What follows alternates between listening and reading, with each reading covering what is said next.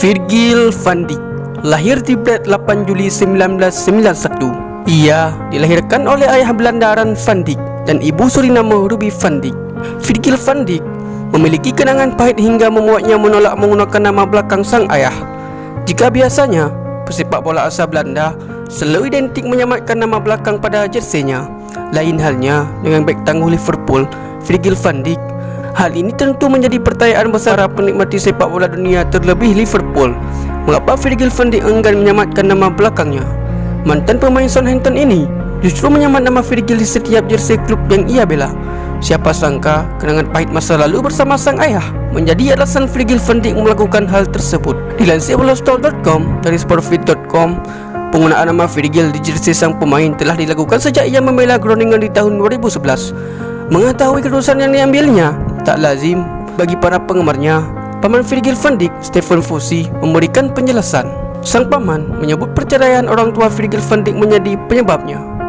Virgil merupakan buah dari pernikahan wanita berdarah Suriname, Helen, dengan seorang pria asal Belanda, Ron.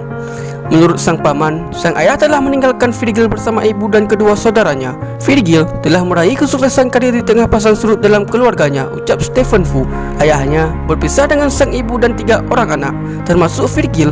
Kejadian itu sulit untuk dimaafkan bagi dia, ucapnya lagi. Selebihnya, Fu menyebut Virgil tidak akan begitu saja membuang nama dari sang ayah.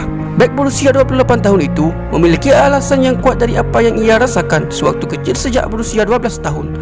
Kenyataan yang terjadi adalah si ayah tidak berada di sisinya dalam waktu-waktu yang genting.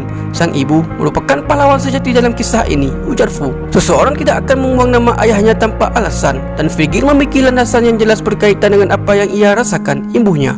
Bagi Stefan Fu, Ron tidak memiliki andil besar dalam pertumbuhan Virgil hingga sosoknya menjadi bintang sepak bola dunia. Meski demikian, salah satu hal yang tidak ia tampi adalah Ron pernah mengantar jemput Virgil ketika ia berlatih di tim sepak bola lokal kota Bradway di 19. Tak mahu hanya mengandalkan sang ibu, praktis membuat Virgil van Dijk turun tangan untuk bekerja demi meringankan beban ibunya. Virgil pernah menjadi tukang cuci piring di restoran bernama Old Legend di kota Breda ketika masih berusia 16 tahun. Di saat yang bersamaan, ia tengah bergabung dengan salah satu akademi sepak bola Willem II sekitar 11 tahun yang lalu.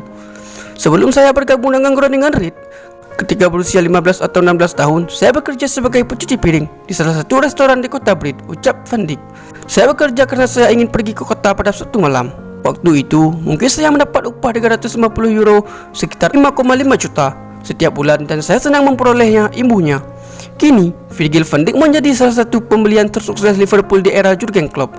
Sosoknya memiliki peran vital bagi lini belakang sejak hijrah dari Southampton Januari 2018 lalu. Dana sebanyak 76,19 juta pound sterling, sekitar 1,3 triliun, rela digelontorkan Liverpool demi mendapat jasa Virgil van Dijk. Nominal tersebut dibayar tuntas oleh Virgil van Dijk memberi 2 gelar kompetisi internasional, Liga Champions dan Liga Super Eropa.